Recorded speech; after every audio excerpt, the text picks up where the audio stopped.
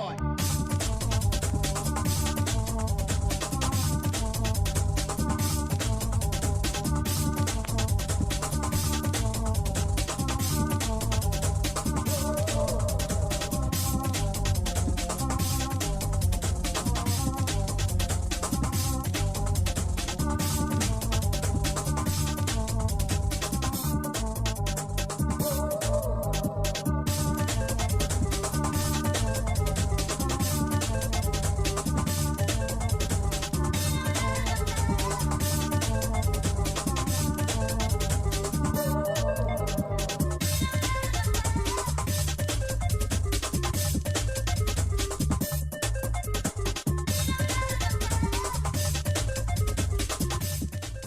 Hello. Welcome back to the Raptors Report podcast. I am Julian, and sitting next to me is my main man, Steve. Welcome back. I am really happy to be sitting in front of you all today because I am, pumped to talk Raptors. How about you, Steve? I am. It's getting to that point in the summer where news is slowing down and everything, but we still have some stuff to talk about. Yep, absolutely. Today, if you've seen the top of the podcast, we are going to be discussing the best and worst case scenarios for the Toronto Raptors. Glass half full, glass half empty. You know the deal. We'll also talk about kind of realistic expectations. So maybe things that we will expect to see rather than things we dread to see or things we hope to see. We'll kind of address the middle ground in there as well. But yeah, I'm pretty excited about our show. And really, what needs to be discussed is just kind of how the Eastern Conference has changed, how things are looking different, why I think it's actually kind of, not a completely insane thing to think about in terms of maybe the Raptors making the playoffs next season. Maybe the Toronto Raptors, getting their win total into the 40s. It's a pretty, it's a time of flux, really, in the Eastern Conference. And I think it's a good time to really discuss what the Raptors are going to be looking at in the Eastern Conference. And yeah, Steve, I'm just going to throw it over to you while I bring up sort of the image gallery here. What do you think about the Eastern Conference? Yeah, look, it's been said it's wide open. There's a couple teams that have got going to just be by nature having a down year, and a couple of major injuries, a couple of major trades have happened. So it really look at it as it's looking easier than ever to crack into that top six. There are just some straggler teams that will probably be on the level of the Raptors or around that. So it's pretty interesting to see how that's going to shake out. And I think that it'll be very telling the first 25, 30 games. Hopefully the Raptors don't get absolutely screwed with their schedule again like they were last season. Yeah, last season was kind of a blessing in disguise, maybe a little bit, just because it allowed them to get a top 10 pick. Yeah. And of course, they got a little unlucky in the draft lottery. They were picked 9th, but I'm pretty satisfied with the player that they selected. And I think that this is kind of the moment to sort of hit the button and try and make some noise in the Eastern Conference. As we can see here, two of the top teams, the Boston Celtics especially, and the Indiana Pacers, in fact, the past two Eastern Conference finals champions, the Celtics and the Pacers, they both underwent some major changes in a negative way. So obviously the Pacers in Game 7, Tyrese Halliburton went down with that Achilles injury. He's out for the season. The Celtics also against the New York Knicks. They were kind of getting beaten anyway. It might have been time for them to pivot. But Jason Tatum's going to be missing the whole season next year as well. And they've made a whole bunch of changes to kind of thin out their roster and retool. So there are a couple of starting lineup changes. So why don't we take a look? Because I think it's interesting, and I think we need to look at the two of the top teams here. So we'll start with the Indiana Pacers. The Indiana Pacers depth chart is looking kind of, anemic right now. They obviously lost. Excuse me. Sorry, I'm just trying to get this in frame here. Miles Turner, or are you No, talking about no, Hallie? Halliburton. Halliburton, yeah. So as you can see, I can't quite get it into frame here, but the Pacers depth chart, they will be starting Andrew Nembhard at point guard. And of course, Andrew Nembhard had a really solid playoffs, and he looks like an up and comer. There's ways that they could be pretty good at the point guard spot. TJ McConnell, obviously a super backup, and Andrew Nembhard, the reins are being passed over to him, so he might have an up year, but it's hard to spin, the main cog in their offense, Tyrese Halliburton leaving. And of course, their center situation, as you alluded to, is horrendous. Yeah. Isaiah Jackson, I think Jay Huff will probably be the starter on day yes, one, because I that's think, correct. They signed Jay Huff to that contract. I didn't mind yeah, that. So he was looking pretty good in that open run. He had some crazy dunk packages going on. But again, he's bounced around. I know the Orlando Magic I believe it was the Magic liked it when they had him. But is he a starting center in a top 4, top 5 team? well, like he was with Memphis, like he is like an exciting player. He can finish lobs, he can shoot threes, he can, he has a little bit of a dribble drive game, but I don't think that he's going to be the defensive presence that they need inside. The rebounding, of course, Miles Turner was never a great rebounder either. I think it was a good value signing, and I think it'll give them, a couple of different looks that they can use in their starting lineup. So that should be interesting to see. But yeah, they'll probably be taking a step back. So two Yeah, big losses for them. and I think another kind of loss for them is having to slide Ben Matherin into that 2 guard spot instead of having Nemhard next to Hallie, Right. because now, like, he's not a bad defender, but his decision making, it was pretty brutal in the playoffs. Yeah. He had a couple of moments where it's just 4 or 5 mistakes in the span of like 1 minute. He's still not necessarily a winning player. He's a guy who can get some buckets and stuff. At your 2 guard spot, you're really asking a lot out of Nemhard. It'll be interesting, but yeah, The it all seems like Canadian backcourt. How can you hate that? that's pretty cool, right? Uh, But it does seem like they'll be sliding back and taking a step back. They got their pick back. Um, it seems like a good year for them to recoup an asset or two and just kind of wait while their young superstar gets back. Yeah, and it'll be interesting to see how they treat Siakam, because obviously the Raptors moved off of him when they wanted to tank, and they'll be in a similar situation where they have to kind of manage his minutes and figure out what to do with him, because he probably makes them a little bit better than maybe they want to be. Yeah. So we'll have to see how that works out. Next up, let's take a look at the Celtics. Again, there's formatting issues here with the thing. I can't quite zoom out to the level, but you can kind of take a look at the depth chart here. Tatum is gone. They traded away Porzingis.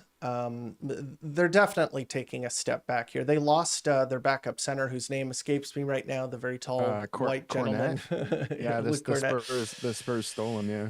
Yeah, who's like a quality backup. And Yeah. so, as you can see, Luka Garza, some of them, some people were mocking him in the starting lineup. And I was like, okay, well, you have Anthony Simons. Yeah. If you're going to have Anthony Simons in there, you can't have Luka Garza at the center spot. You're just going to That's get for sure. absolutely cooked. It doesn't matter how many, good defenders you have around them. Yeah. Where if you're weak, maybe not at the guard spot, and then you're weak at the rim, it's going to be a disaster. So yeah, Neemias Queta, he's probably going to get the start there, unless you have read the rumors and have seen somebody's name pop up. The young socialite. Yes, of course. Benjamin Simmons. Yeah, Ben Simmons, the Yeah. offseason highlight machine. He is, he's one of those guys that is currently bouncing around the league. He's no longer attached to that albatross contract, and he is angling along with Russell Westbrook. So it's kind of like the bottom of the barrel is like, holding one another up. It seems, I've heard that it's like Ben Simmons is holding up the market for Russell Westbrook. I'm like, oh my God, that's the saddest sentence I've ever heard. But yeah. So yeah, I mean, if they get him, there's a good chance they might start him at center just because like Yeah. who else do they have there? So Honestly, yeah. I could see them. And like if you go in with low expectations on Ben, I don't think it would be the worst thing. I think Missoula will probably get the most out of him that any coach has recently. And I could see, I mean, they have Simons, but I've heard rumors that they already want to flip him.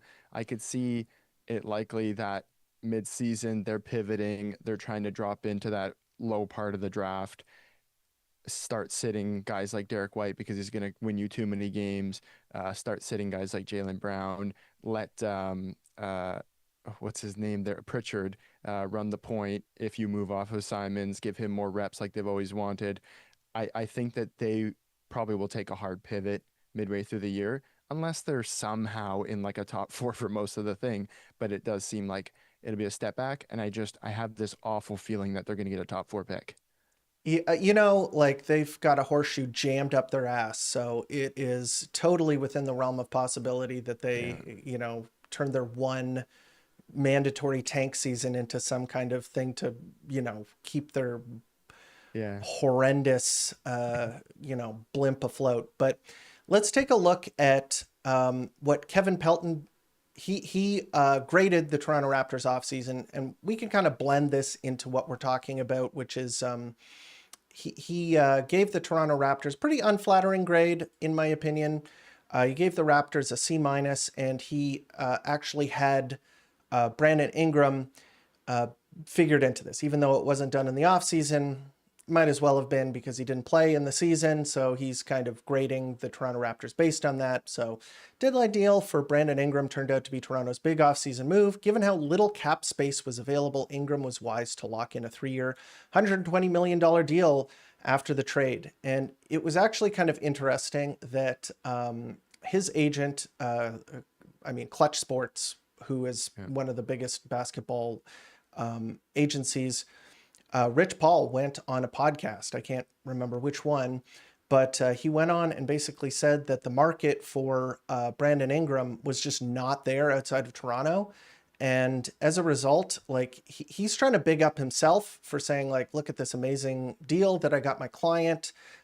In the absence of like kind of a market for him, I got him this huge deal. What not a very flattering thing for the Toronto Raptors front office.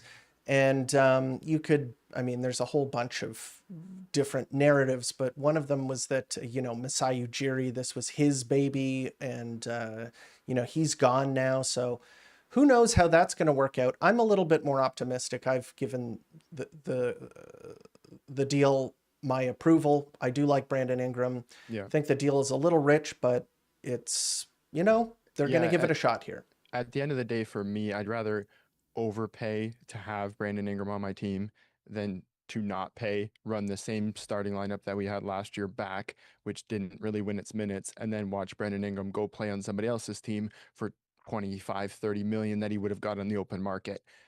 Yeah. We always have to overpay guys. Sadly, I'd rather overpay him to play for us. Yeah, I agree with that. And I think that this is, I understand. I understand why people are giving a grade like this. The Toronto Raptors were bad last season. They've been bad for a while now. They have players who are paid a lot of money. So you could say like, I think that what you need to do is judge this team after this season. And if it sucks, and if they're really bad, then it's a disaster. I mean, it's obviously very bad. But I don't think that it's necessarily just, you know, set in stone that the Toronto Raptors are going to be this kind of charity case, this really, really bad team. I think that there is a really good chance that, you know, they surprise, and there is the best case scenario. And the best case scenario we're going to be talking about right now. This will be a segment. We'll be talking about the best case for the Raptors next season, what that might look like, the medium case or the mid case, and then the worst case scenario. And so you just have to be tuned and take a look at all of those. So we'll start off with the best case scenario. So I don't know if you'll agree with this, but I say that the best case, I'm going to be very homerish right now. I think that they could be a top 4 seed. I think even top 3 is possible if everything works out. And call me crazy, call me a homer, whatever you want to do. There is a small chance, albeit one I think is very possible, that the Toronto Raptors overperform expectations and end up as a top 4 seed. And that sounds absolutely crazy. The Toronto Raptors missed the playoffs last season, but let's break it down. In my opinion, the top 2 seeds next season will be the Cleveland Cavaliers and the New York Knicks. Continuity. Oops. Hold on a sec. Let me just rejigger things. We're floating in the void. We're in the void. There we go. That's better. Next season. Where was I? Oh, yeah. Okay. So continuity and veteran players. There's a lot of good offense, good defense. There's a lot of things going for both of those teams. So the Cavs and the Knicks, I think, are a pretty good lock for the top 2. I don't think it's completely out of the realm of possibility that some of the other teams knock off those teams at the top, especially the Knicks. I think the Cavs are pretty set in stone to be the number 1 seed. They haven't made any major changes other than, fiddling around the edges. But the Knicks and Cavs probably going to be the top. But I think the Knicks, not necessarily a top 2 seed. There's always a team that surprises. There's always a team that overperforms expectations. There are teams that disappoint. So, I'm pretty sure that those will be the top 2, but we'll have to see. After that, it is wide open. Pistons, Magic, Hawk, Heat, and in my opinion, the Toronto Raptors are in that conversation. Do you kind of agree with that sentiment for like a glass half full? I do. I do think I would probably say I'm more likely to say we would be falling in the 5th or the 6th range than the top 4, because I think you're probably going to have Orlando at 3 challenging for 2 with Bane's addition, and then probably Hawks 4, and then Pistons 5, although they lost a couple of like the shooting for Cade and everything, but I will think that Cade will probably take a little bit of another step again. I think he's got more in the tank, so I would probably expect them to be up there as well. But after that, like the Heat really doesn't scare me. Okay, they got Norm Powell.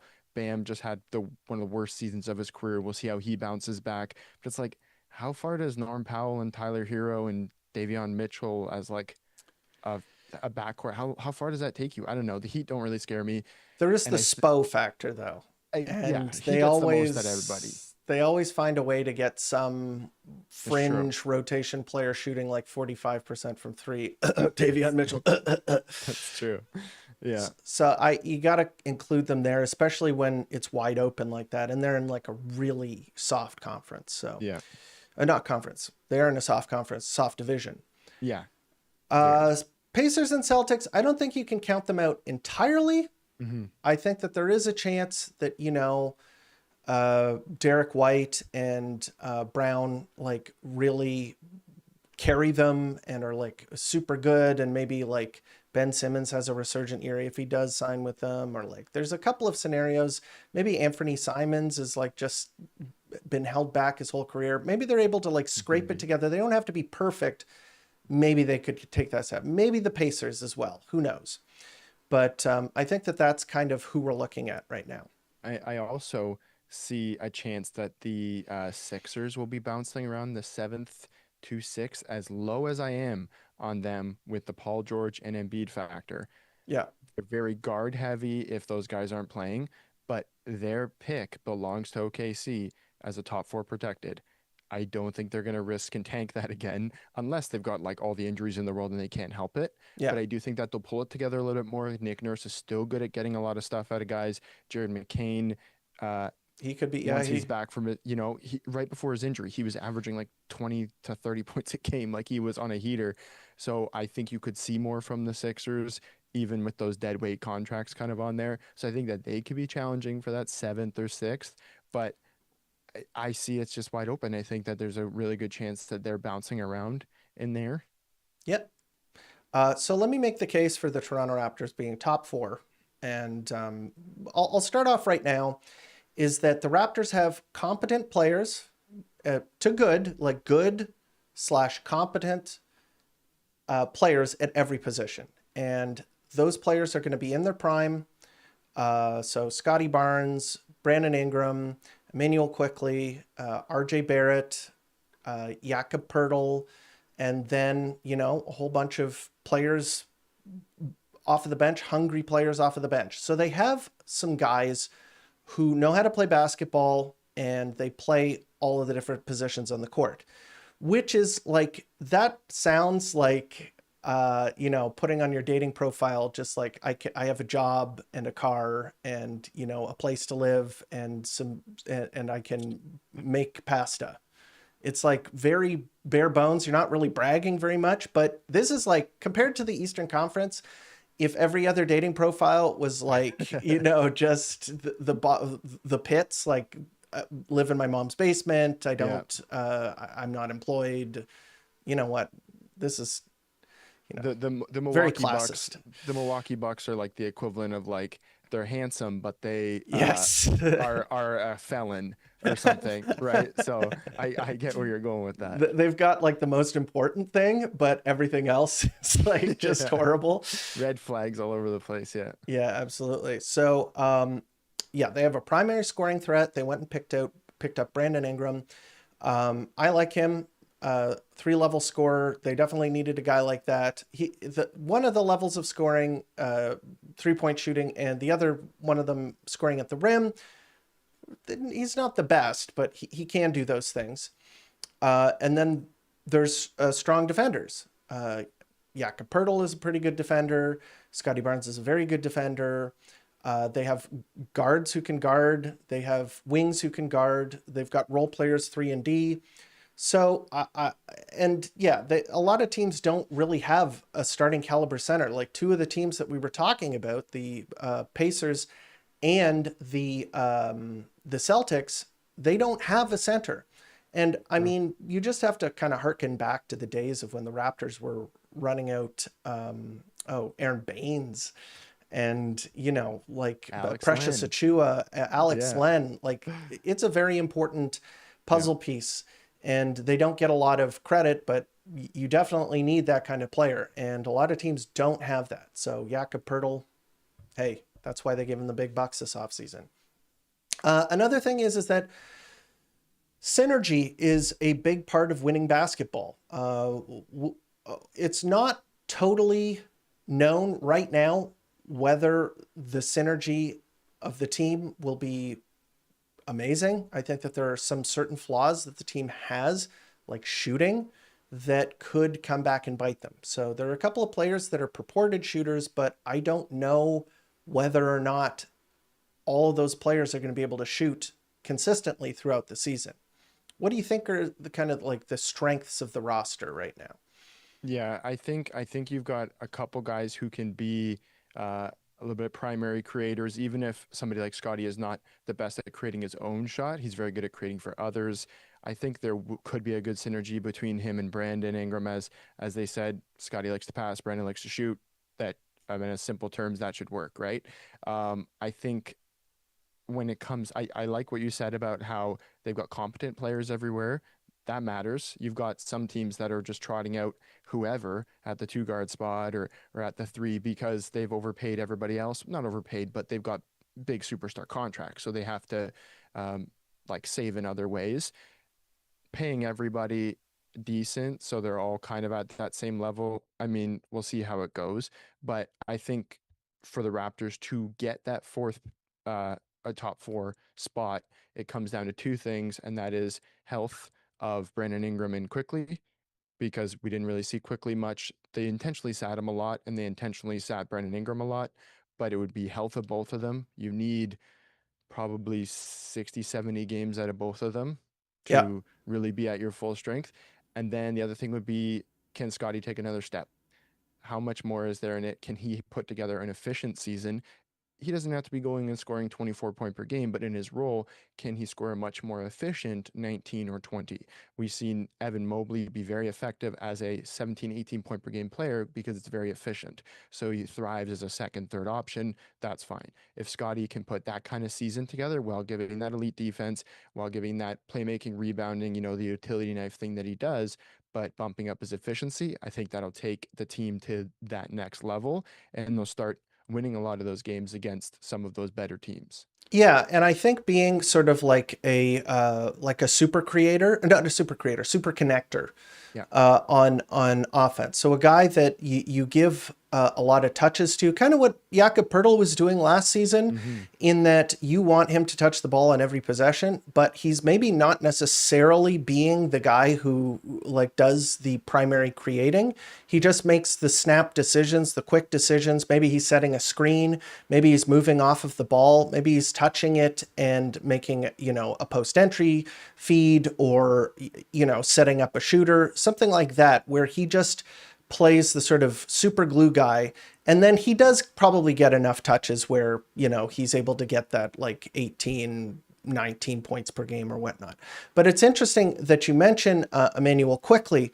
So one of the things that has actually been talked about quite a bit has been Emmanuel Quickly's health. So he's added alongside Brandon Ingram as a guy who you say like, well, if he's healthy, as if to imply that like he's injury prone. And I think it's very good to point out that for his career, he has not been an injury prone player. So I just brought up this slide here. Good point. As you can see, his first 4 years in the league.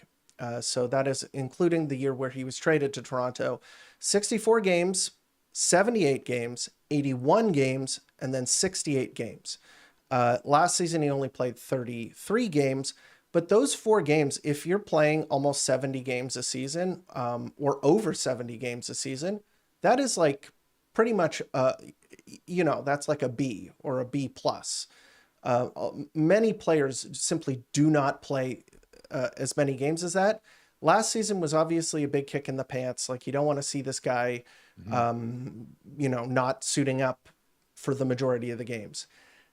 But with that said, I don't think it's something that you should expect. And that's a good point too, because even I think NBA University put out the Raptors most used 5-man lineups, like the ones with the most minutes, and Davion Mitchell was the lead guard for 4 out of 7 of them, and only one of the most used lineups had IQ as the lead guard. So if you look at that and you say we can actually get 60 to 70 games from IQ, I think that obviously raises the ceiling. Davion Mitchell is a great defender, but offensively, he's not, Yeah. The as much of a player as IQ at all. like he is not a lead guard. He is not a guy who you would want running many pick and rolls. Like that is pretty much what IQ's bread and butter is going to be, is the high screen and roll with either Scotty or Jakob Poeltl. It's just like a no-brainer play. He's going to be able to come off of those screens and shoot the ball. It's just something that you did not want to see with Davion Mitchell. And once you have that in your bag, that's the primary, let's just say the 1A option. That is going to be something that other teams are trying to stop and trying to limit. And that's going to open up stuff for other players. All of the movement off of the ball, if they have to send extra defenders to the pick and roll with Emmanuel Quickly, there's going to be backdoor cuts. There's going to be guys flaring out and catching the ball open at the 3-point line. It's just going to be a lot more, pretty basketball to watch. So I think that is a big reason why, Quickly, I think, has to have a strong season next year in order for the best case scenario to happen. He's the only, floor stretcher at the point guard position. And he's really the only proven traditional point guard on the team. I'm a big fan of Jamal Shed, don't get me wrong, but if Emmanuel Quickly were to go down with injury, or if he sucks, I don't think that's going to happen. But if it does, they're kind of pooched here. It's not going to work very well. So he has to have a strong season for this to work. Definitely. We've already touched on it, but health is a big issue. So Brandon Ingram, Yep. but also, I mean, anybody can get injured. I mean, knock on wood, anybody on a team can get injured. If a player does get injured, it's going to lower your cap. So the Toronto Raptors are going to have to be a pretty relatively healthy season, not just Brandon Ingram. So I think also something that I foresee being a strength for the Toronto Raptors is the defense. I think last season, when the team, toward the end of the season, when Scotty Barnes was healthy and Jakob Poeltl was playing as well, they got a lot better defensively when those two were available and ready to suit up. Because, as you well know, I mean, a lot of the defense on NBA teams is handled by the forwards and the bigs. They are big, they are strong, they are standing between you and the basket. They come over and help. With those two players on the team, I'm feeling pretty confident that the Raptors are going to be able to field a competent defense. And then they've got a bunch of players, either who are kind of like, you know, dogs, guys who are going to get after it. Jacoby Walter, Jamal Shed, Ochai Abaji. Like, they have a lot of guys in the backcourt who are going to be giving a big effort. Even Emmanuel Quickly, I know that he is not the most disruptive defender like some of the other guards that I just mentioned, but one thing that he is good at is screen navigation and being able to follow players around screens. I don't think he's going to be a big defensive liability or anything, so I think the defense is going to be good. What do you think about the defense? Let's say Yeah, everybody's healthy. I think yeah, everybody health like I think it'll be improved over last year because I mean it still depends. Like you've got um RJ and IQ together as a defensive unit hasn't really been proven to win a lot of their minutes, but it's a bit interesting because you'll be shifting RJ to the two, which is more kind of his natural position instead of him being at the three where he was a lot next to somebody like Grady Dick, who is a bit of a defensive liability. So like RJ gets a lot of hate on him for his defense, but when you're playing next to another not exactly plus defender, things start to fall apart really quickly. So I think just that little change in the starting lineup, by having a more competent guy come in, slide to the three, RJ A bigger guy guarding too. exactly, and then Yeah. RJ can be like 6'6" guarding some two guards who maybe are 6'4", that kind of stuff. I think a lot of those reasons will just improve the defense naturally, and then yeah, the bench squad of these dogs of like just adding a guy of CMB's ability as a defender is huge. Like if you're even just kind of replacing, I mean, if you're just replacing the Mobo minutes, Mobo's a good defender, but they're a bit different of defenders. And Yeah. if you can get them running at the same time with a guy like Shed, with a guy like Jacoby, like Or we saw it in blending them. exactly, yeah. Yeah. And if you and what we saw in summer league was that it is high pressure, it is forcing turnovers, it is kind of exactly what you want a bench to do. So I think that where in years past the bench was just giving up a ton of points, and it was like, okay, how do we throw Scotty on with the bench? How do we, you know, do these different lineups to just kind of pull a bit of that together? You won't have to do that as much. So it's going to be interesting to see that. Whereas we've constantly had to go, okay, this guy plus bench. We tried RJ plus bench. All these different inclinations or whatever of Combinations. Yeah. yeah, exactly right. And it never really maximized each of the starter. Scotty's minutes with the bench were always like his biggest loser Yeah. minutes because he's carrying a lot of water for some of these He has to guys. shoot more. Exactly, right? And people are getting frustrated because he's not doing primary creation stuff when he's trying to get other people involved. But when you look at it, he goes and gets deep post position and he doesn't get a pass. Yeah. And then like there were certain players who you couldn't even really trust with dribbling the ball. So I think that having a boost and that having a bit more competence and, you know, Jacoby coming into another year, Grady another year, just overall improving of the competence of that group, I think it will raise their level a little bit more. So that's definitely a positive. Yeah, that's something that I wanted to talk about as well, because while, of course, I mean, we've talked about the veterans on the team, and I think that that's where a lot of the winning is expected to come from, like winning minutes, generating quality possessions and defensive possessions as well. You expect the veterans to be able to handle that. However, I think that in a scenario where the Toronto Raptors are a top 4 seed, one of the younger players is going to have to break out and kind of show that they belong, that they are a rotation caliber player. So could a player like Grady Dick take a step and become the kind of like really, really capable shooter and scorer that I think everybody sees the potential in? Could Jacoby Walter come in and provide a scoring punch with defense? Could he become like a really solid 3-and-D player? Ochai Agbaji, CMB. There are a whole bunch of players that were, showed potential, or I mean, CMB hasn't played at all, but like a lot of these players have the potential to step up, but will they? That is a big question. I think finally in this section where we talk about the glass half full, I think that in this scenario, the offense improves. I don't know. That is the question mark for me. Is the offense going to be a team that can consistently score?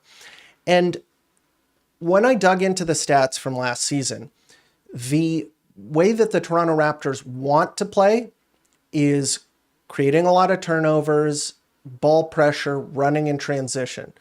Half-court offense has been a struggle for them, and there's no question about it that they just lack a player who put enough pressure on a setup defense in order to create, looks for his teammates and for himself. And I think that they have that now in Brandon Ingram. I think that Brandon Ingram is a guy who can cook. He's a guy that other teams are going to be focused on trying to shut down. And then Emmanuel Quickley is another, I think, plus offensive player, just with the ability to shoot and run the pick and roll. So those two are going to be just like instrumental on the offensive end.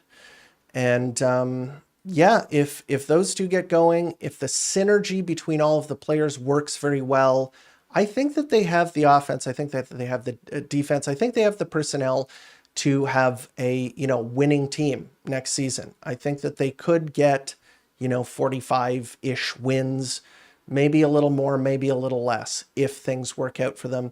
And I think that as sad as that sounds, that I think could be good enough for to make the playoffs next season. Because let's take a look at the Eastern Conference standings this year. The fourth best team had 50 wins, but then the Bucks were the fifth best team with 48. Pistons were the sixth, so they made the playoffs with 44 wins. Mm-hmm. So if the Toronto Raptors make it, I think it'll be even lighter this season. I think that a team, with under 50 wins could be a top 3 seed in the Eastern Conference, which is insane to think about, but I think it's definitely possible. Yeah. So anyway, that is the glass half full. Now we got to go with the mid case. Well, sorry. Quick, Okay. I just want to touch on what kind of we'll go back to best case. Yeah. Just a vision I have for a best case scenario here. Raptors end up 6th seed, right? Okay. Yeah. And you get the Magic first round. And it's not because I don't fear the Magic or that I think it's a favorable matchup or anything, but I think giving a good series against the Magic or beating the Magic would go miles for this team's respect around the league and kind of the narrative around the team to shift, because somebody who's quickly becoming a darling of a young team is the Magic. Right. They've made some really good moves and they've got a couple of stud players. If you can get them, and if their 3-point shooting is bad, I don't think Desmond Bain will fail in the playoffs, but if the rest of their everybody team else, exactly, you could catch them dependingly, right? So you could end up making a big statement against the Magic, and that would be very promising for the team going forward. Yeah. And then I have a bit more of a chaotic best case scenario where might not be popular, but you get a lot of injuries very quickly, and you end up as a bottom Whoa, whoa, whoa, three. whoa, whoa, whoa, whoa, whoa. Pump the brakes. We'll talk about that. We'll talk about that. But first we got to talk about the mid case, okay? We'll talk about your sort of bizarro best case scenario, but we'll talk about the mid case here. So the mid case, I think, is a little bit more of a reasonable expectation. I think that there are ways that the Toronto Raptors could get there, and I think it's probably the most likely outcome. So in this range, what I would say the mid case is play in lock. So within, 7 to 10, or a playoff bubble team where they are in a dogfight for that sixth seed. And I think that that is just the most likely outcome. I think that the Toronto Raptors are right in the thick of this sort of emerging middle class in the Eastern Conference.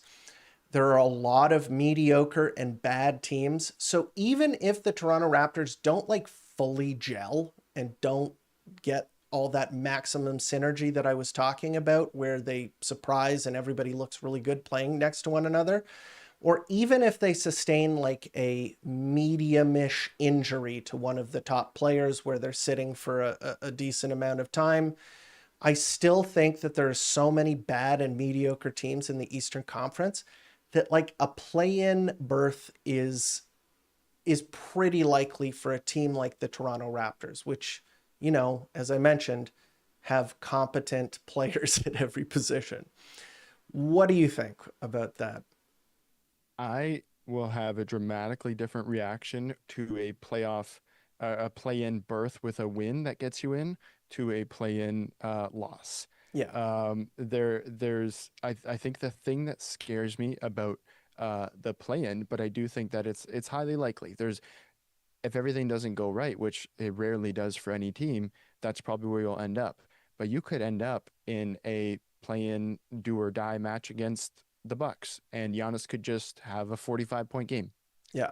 and that could be enough, right? Or the Or Heat, who are like, again, exactly, just like the play-in masters. yeah, nobody wants to face them in there, and like it's just there's obviously a lot of risk with that, but it would be the logical step forward of okay, you didn't win very many games and you're trying to rebuild.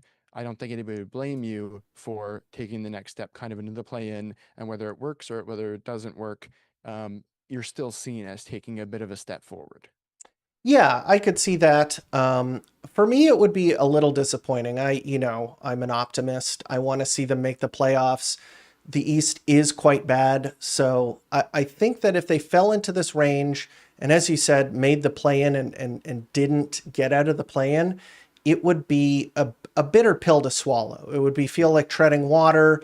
Then you start to examine some of the contracts on this team and say, well, we've seen what they can do, and this is what they did. And then you're kind of in a Bulls situation. Yeah. And I think You anybody who's don't been want to following, be the Bulls.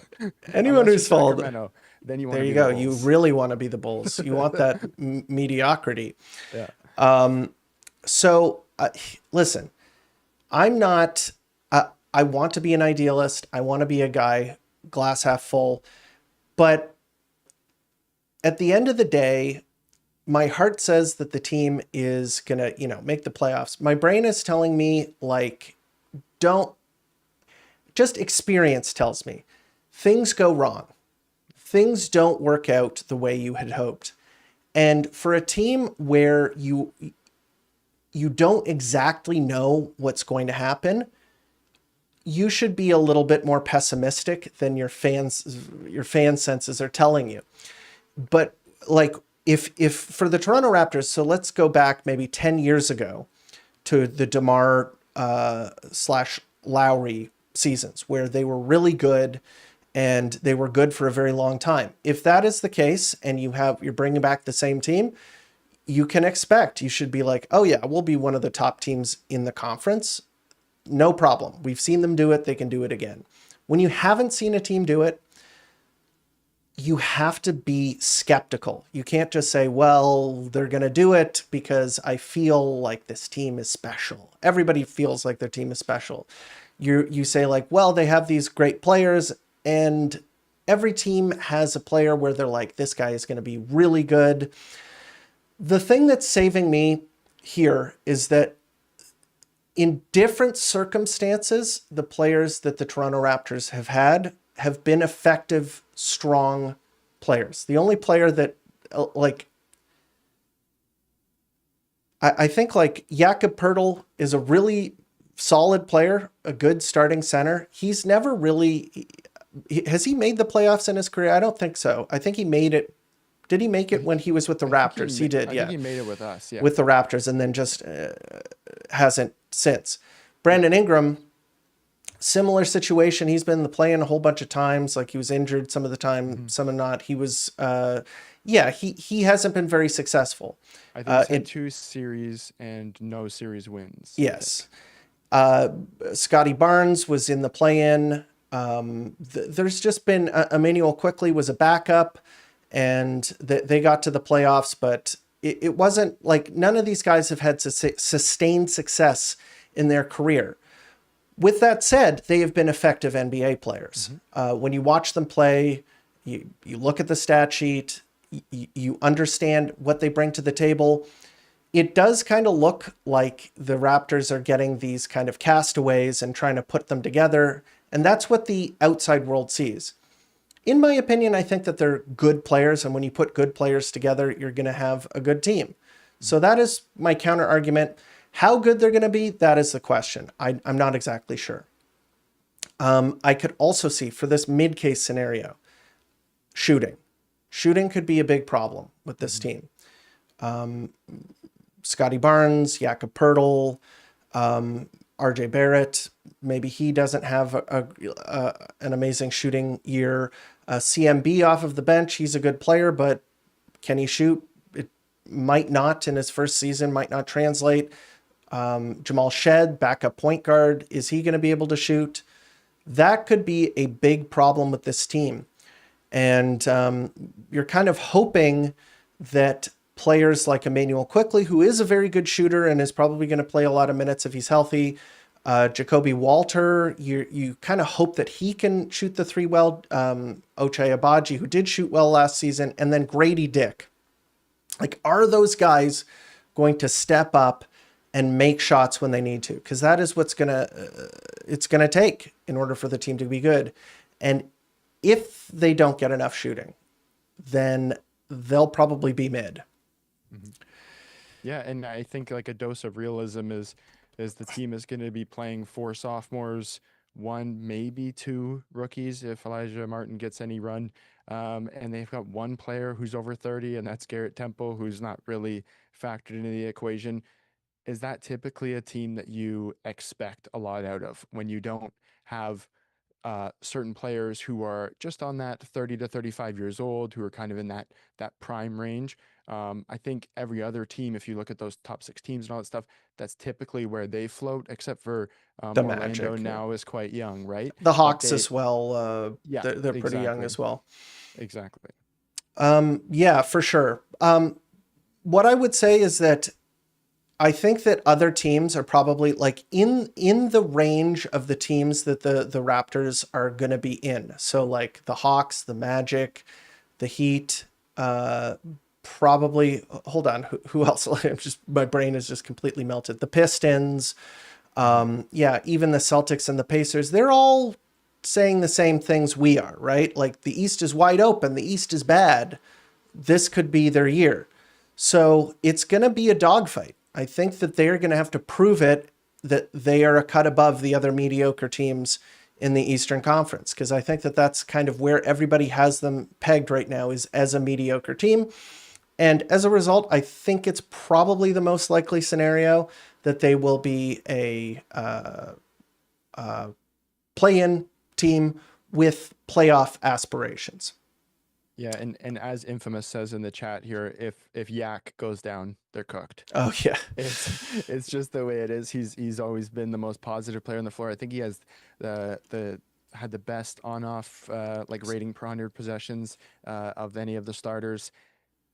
He's so essential. So if he goes down, Yak and it's quickly. trouble. Yak and Exactly, quickly, yeah. because they don't have the break in case of emergency like Yeah. Davion Mitchell did a good job stepping up. Yeah. I mean, Jamal Shed is good, but then who do they have after him? They would just immediately run Scotty at point guard again. Yeah, That's what and they would just do. And it looked nice in some moments, doesn't look great in other ways. I think for that to be ever maximized, you'd need somebody like quickly next to him as like a combo 2 guard, and Scotty would have to be shooting above 36% from 3. yeah, for sure. So, you know, I think also another thing is that, like, let's say that the Toronto Raptors are good, like they're okay, but then some other teams make big, like, improvements. So, like, the Magic, we've mentioned them, they could easily just become one of the best teams in the conference. The Hawks, I think, also have a potential to do that. The Pistons, I think, are a dark horse there. They could be like, what if it just becomes a scenario where these other teams are just much better than people are anticipating? That could be another reason that the Raptors get bumped down into that, you know, third or even fourth tier. Yep. And now, ladies and gentlemen, we have to talk about the worst case scenario. And this is my worst case scenario, but as Steve alluded to, I'm sure there's some people who are talking about this as maybe the, you know, sneaky best case scenario where the Toronto Raptors never fully gel. Maybe there's some major injuries to Brandon Ingram or Jakob Poeltl, Scotty Barnes, you know, big injuries could definitely do this. Maybe the team never gets on the same page. I've talked about the offense. The offense could just be completely discombobulated. Like, for example, what if Brandon Ingram, he's like, it's Kobe time. I'm not passing the ball. I'm going to break the offense every time down the floor and just hunt these bad shots. Like, there are so many ways that a team can be bad. There are many ways. Trust me, I've watched a lot of basketball. There are a lot of ways, known ways, so like offense, and then unknown ways. Like, what if the defense, just for whatever reason, other teams are like shooting extremely hot from the corners against a team that likes to help a lot, like the Raptors do. That happens, you know. They could, maybe they string together a series of losses and team morale breaks down. And maybe they get a horrible schedule and they're playing all these, maybe the West Coast trip comes early this season. They have to go and face all these juggernaut teams and it crushes the Raptors. There are a lot of ways that a team can be bad. What is your take on the worst case scenario? yeah, I think that if that happens and they end up floating in at around a 9th or a 10th pick, that would be very bad in my eyes. Completely bottoming out, like you'd have to take a lot of effort to completely bottom out.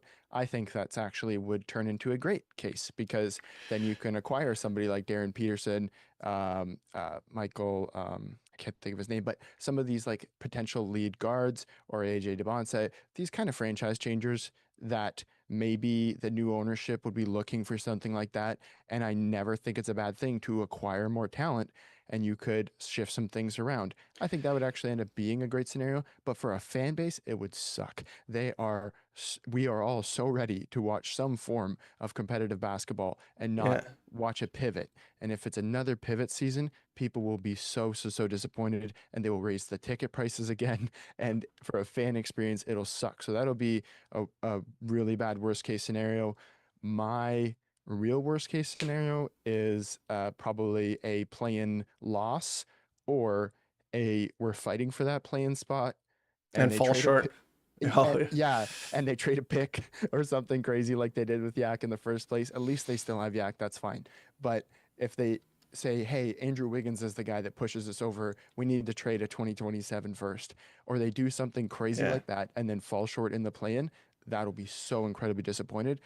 I've got a lot of faith that they won't do anything crazy like that, and that they'll either be significantly better than being in that. That'll be great, because I do think there will be several teams who will be pulling the plug midway to try to get, because it is going to be quite a Yeah. good draft. Yeah. So I think that they could benefit down the stretch and pick up a lot of wins against those teams. So I think that it is far-fetched that they will be a bottom of the barrel team, and hopefully they won't be in a position where they're trying to buy to scrape into the play-in again.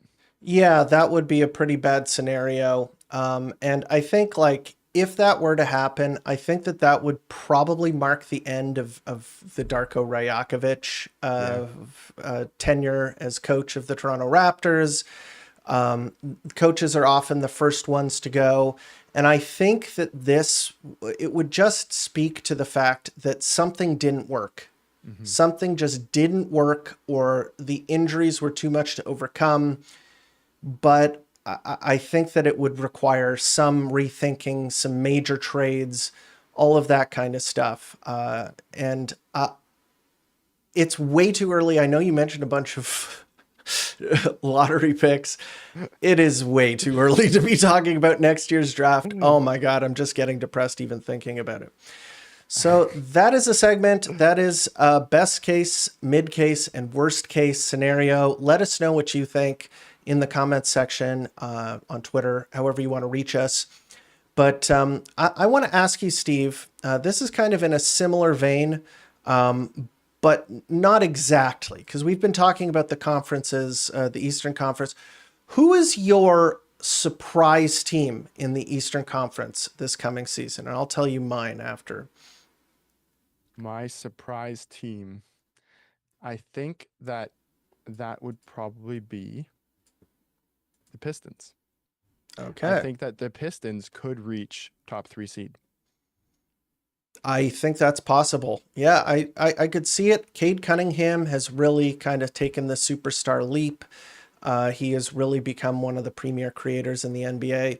And, you know, I think their front office has kind of, I mean, God, they were so misguided for so long. Yeah. And now it seems just like they have a competent front office that is building things the right way. And they've got the hardest thing to get, which is a superstar. Exactly. And my favorite player from the 2024 draft was Ron Holland. And he looked great in Summer League. He looked really good, yeah. He's taken a bit of steps. If you can get a lot out of him, and Jaden Ivey is returning from that brutal injury, they could be pretty good pretty quickly. And I could see them challenging for that top 3 spot. You know, you never know. They play with an edge. Exactly. They play with the grit and, you know. Stewart and who's the other center that they have, who's just a monster. Who they got from the Knicks. Listen, we know who these players are. Just don't don't ask us names. Yeah, don't ask us names. We should get another person on this podcast, and they just pop up to remind us who the names are. Okay, I'll give you my team, and you tell me if I'm crazy here. I think that a team that has been horrible for so long that they have collected enough assets, and they've actually sneakily made a couple of trades that I think, not trades, but just like moves that I think are like quite good. The Hornets. Yeah. So the Hornets have been a cellar dweller for a very, very long time. And it finally looks like they have, you know, accrued a ton of young, impressive talent that fits together pretty well. They just went out into this year's draft and got some shooters, Liam McNeely and, of course, Con Knippel. They have, you know, LaMelo Ball, who is a really exciting young player who's quite good. They have Brandon Miller, who is also a very strong, scoring forward. It really just, and Mark Williams, I mean, they weren't able to trade him. He's still on the team, right? Or did they actually? They might have actually moved him to Phoenix. They moved him to Phoenix. Yeah, My bad. I should have known that. But it's okay. But they got Kalkbrenner. They got a couple of. They got Sexton. They got him for free, right? They traded Nurkic and just got him for almost nothing. So yeah. And a guy I'm really high on taking another step, Moussa Diabate. Yeah, Moussa Diabate. If I'm saying that right? Oh, yeah. I love him. So I like that as a choice a lot. I I don't think that always, they're going to make the playoffs, but they'll be but back in the play-in. I think they'll be back in the play-in. I Yeah. think that they will be challenging for the play-in. I think the East is just bad enough, and they have a young team that will just find, like, they're not going to win the majority of their games. Hmm. They'll probably be around 30 wins, but they're going to be exciting, and they're going to play hard, and they're going to win some games Yeah. with the young talent that they have. So that's my. I like it. Like I'm a bit of a sicko. The league pass type teams that I watch are the young bad teams. I watched last year. I watched a lot of the Wizards. I've always watched a lot of the Hornets. I find the Hornets have my favorite play-by-play Yes, of announcer or course. whatever. Eric Collins is hilarious. Yeah. It's exciting every Off of time you the watch it. backboard. Yeah, every time it's like it's a show, and like whatever reason, whenever I tune in, it's like, oh, it's a close game. Oh, it's actually a solid game, right? So I love that because that would be really cool to see, and it would be cool to see LaMelo maybe play more than whatever his max games he's played, like 50 games, and actually play some kind of competitive basketball for once. That'd be pretty cool to see because he's too talented to just have him doing, Did you you see know, his tattoo? the toes one. That is He has some of the worst disgusting. tattoos. I think Yeah. it's him and Tyler Hero are in contention for some of the worst tattoos in the league. It is crazy. Yeah, let me just pull that up real quick because that is like that is a a, a war crime of a tattoo. Let me We're gonna have just. to censor this. Oh, because of the toes? It's Oh my God. Okay, just gotta take a be look at this. TOS.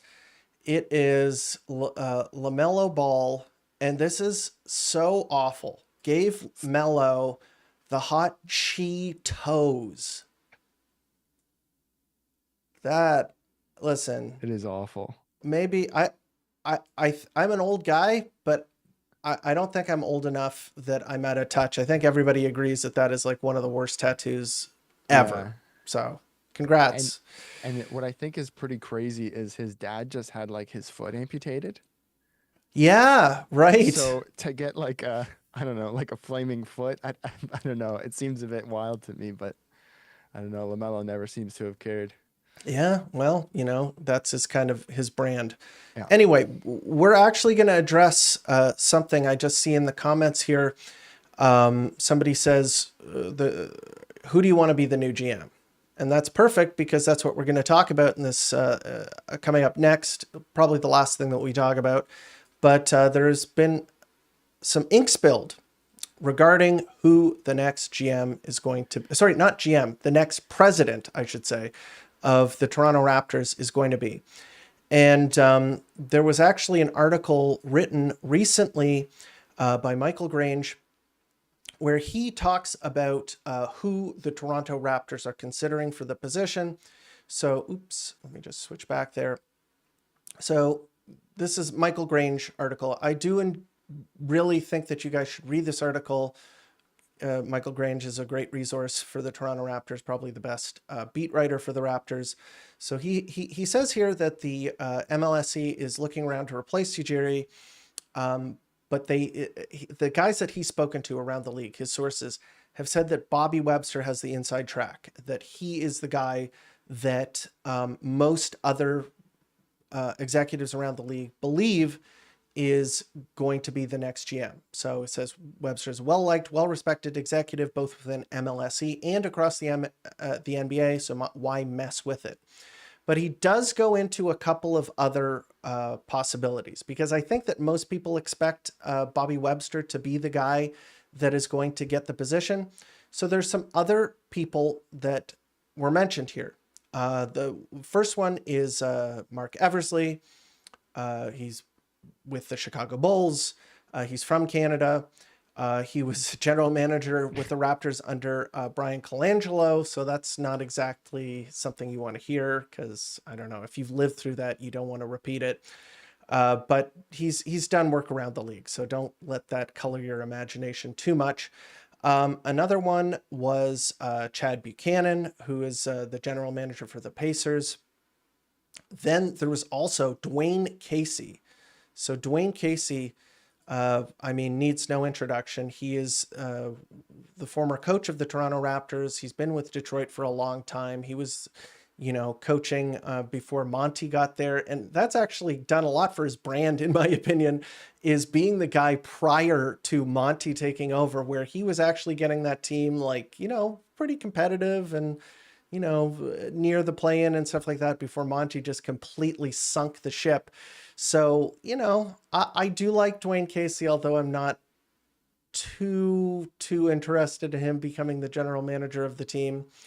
And then sort of the golden goose, or sorry, the prize person that I think would be the only other guy that I think most fans would be interested in if it weren't Bobby Webster, who is Kevin Pritchard. Interesting name to watch. That is what Grange says. What is your take on the president situation with the Toronto Raptors? I think that when you look at it, it makes the most sense, obviously, for Bobby to, he's been here a long time. He's obviously well liked, and for him to take a step up, and then they're hiring somebody under him.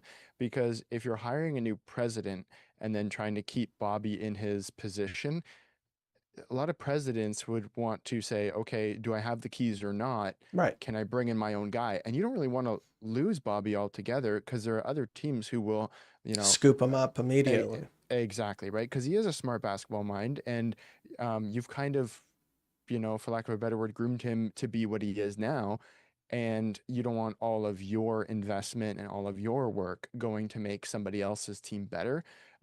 So I think that a lot of these names that you're hearing, they do kind of seem professional courtesy names, like you're going to call everybody in your Rolodex and just talk to them. Like Mark Eversley, yeah, you were here before. Do I want the GM of the Bulls? No, No. not really. Monty McNair's name was mentioned. Do I want anybody associated with the Kings? No. No. Now, the Pacers, yes. Those two names of the Buchanan. Pacers guys, yeah, Buchanan and Pritchard. Um, I mean, they built a pretty good roster out of, they made some pretty good trades, and a lot of people would say they won the trade over the Raptors pretty handily without having to give up a lot of their guys. One thing I like out of them is that I think they're pretty good with contract negotiations. They don't give up the farm every time. Yeah. They hold. They did sign Bruce Brown to that contract that the They did.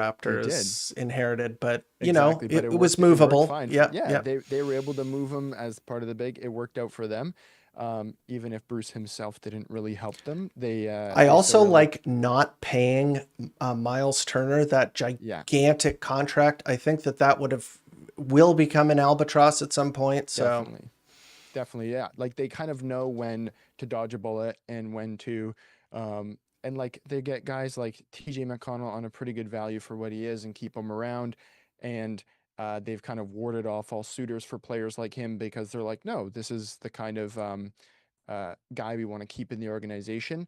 So they seem like they have a steady hand. And I don't know if that's more Buchanan or if that's more Pritchard, but that would be very welcome with the Raptors team. And I do think if they go Pritchard, I don't know what that means for Bobby Webster yeah, and how he would feel about kind of getting passed up if that's the case. If they're going for Buchanan, I think it's shift Bobby up, make Buchanan GM, maybe give him a raise or something to pull him away from the Pacers. I'm not entirely sure, right. but yeah. Yeah, that could be, that's actually a pretty good idea, is that maybe they're doing scouting not for the president position, but for the general manager position, Hmm. because obviously the Toronto Raptors, MLSE, pretty wealthy organization. They've got some bucks to spend, although that was one of the reasons that apparently they cut bait with Masai Ujiri. So who knows how they're going to spend, but hopefully, the Toronto Raptors make the right choice. And if they do go with Bobby Webster, let's hope he has more of the Kawhi type deals and fewer of the Thad Young type deals Yeah. moving forward. But Yeah. I also have to say that we have a celebrity on the show here for anybody who hasn't seen it. My friend Stevie, who's on the broadcast speaking right now, just had like an ultra banger tweet Ugh. here. I don't understand. I don't understand why. You know what's problematic is is every tweet I've ever had that's like, oh, I'm going to starve myself so the Raptors make a trade, anything like that, they all bang, and it makes zero sense to me. It's so funny. Yeah, you're not reading it wrong here. That's 20,000 likes on this saying Yeah. that he's gonna, yeah, so that's kind of funny. So listen, you got to keep us up to date. Next week, tell us if you made that goal, whether you were able to fit into those pants for the wedding. It's either I either fit them or I go pantsless. That's what Hey, happens. there you go. You just need a cummerbund. That's Okay. right. All right, everybody. Thank you for tuning into the podcast. I hope you enjoyed what we were able to talk about, because that is definitely one of the more interesting things is what the Raptors are going to look like next season, whether they're going to be successful. And we want to know what you guys have to say. So please follow myself, Julian, Raptors Report, at Raps Report on Twitter, Steve at Raptors Shack on Twitter. We love to talk to Raptors fans. If you know anything about us, we will talk to you all day long, or here in the comments on YouTube as well. But remember to hit the like button. Remember to hit the subscribe button. Remember to do all of that fun stuff. And we will see you next time.